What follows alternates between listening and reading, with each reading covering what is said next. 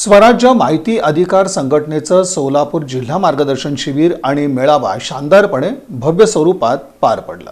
स्वराज्य पोलीस मित्र पत्रकार संरक्षण आणि माहिती अधिकार संघटना सोलापूर जिल्ह्याच्या 51 नूतन पदाधिकाऱ्यांचा सत्कार, मार्गदर्शन शिबिर आणि मेळावा सोलापूरच्या हॉटेल साई प्रसाद इथं मोठ्या थाटात आणि शानदारपणे पार पडला। या शिबिर आणि मेळाव्याचं उद्घाटन सोलापूर विद्यापीठाचे प्रथम कुलगुरू डॉक्टर इरेश स्वामी, जिल्हा सरकारी वकील ॲडव्होकेट प्रदीप सिंग राजपूत, स्वराज्याचे संस्थापक तथा राष्ट्रीय महासचिव कमलेश शेवाळे, प्रदेशाध्यक्ष धनश्री उत्पात, विश्वस्त उमेश काशीकर, संचालक श्रीकांत देशपांडे, जिल्हा अध्यक्ष चंद्रकांत वेदपाठक यांच्या हस्ते भारत मातेच्या प्रतिमेचं पूजन करून दीप प्रज्वलित करून करण्यात आलं। उपस्थितांचं स्वागत जिल्हा कार्याध्यक्ष सुनील पंडित यांनी केलं, तर प्रास्ताविक स्वराज्याचे जिल्हाध्यक्ष चंद्रकांत वेदपाठक यांनी केलं।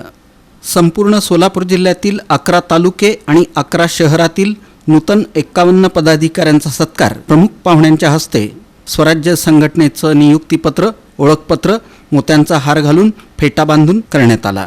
यावेळी सोलापूर विद्यापीठाचे प्रथम कुलगुरू डॉक्टर इरेश स्वामी यांनी आपलं मनोगत व्यक्त केलं। या प्रसंगी जिल्हा सरकारी वकील ॲडव्होकेट प्रदीप सिंग राजपूत यांनी मार्गदर्शन केलं। स्वराज्याचे संस्थापक कमलेश शेवाळे यांनीही आपले विचार मांडले। प्रदेशाध्यक्षा धनश्री उत्पात यांनी आपलं मत यावेळी व्यक्त केलं।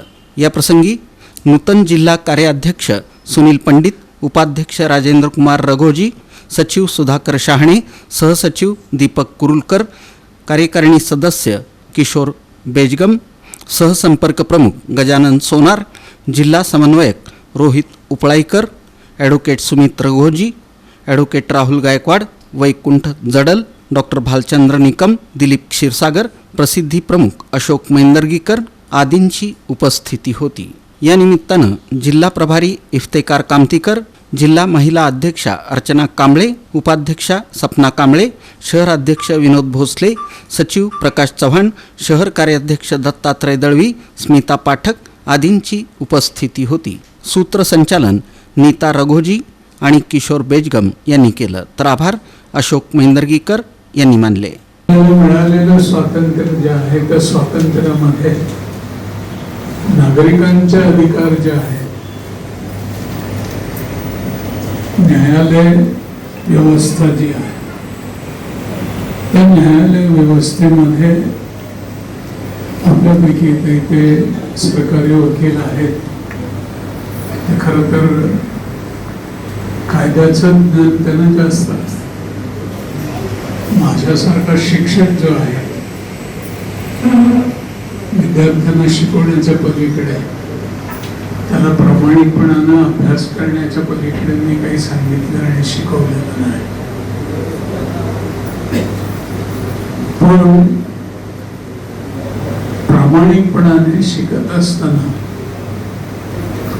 त्याला स्वातंत्र्यासाठी, स्वतःचं हक्क जे आहे त्या हक्कासाठी देखील लढलं पाहिजे आणि त्याच्यासाठी कायदेशीर जे मार्ग आहेत, खरं तर कोर्ट आहे, कायदा आहे, हे सगळं असताना देखील लोकांना न्याय का मिळत नाही।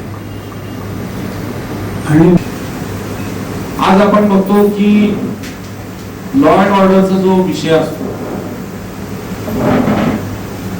तो पोलिसांकडे असतो, परंतु पोलिसांकडनं प्रॉपर पोलिसिंग होतं का याचा पण अभ्यास करण्याची आवश्यकता आहे।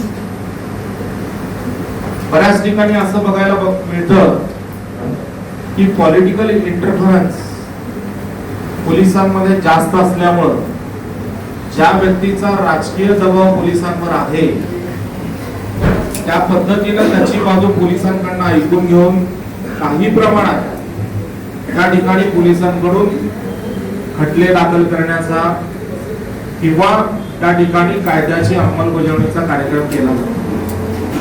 मग ही गोष्ट कायद्याला अभिप्रेत आहे का?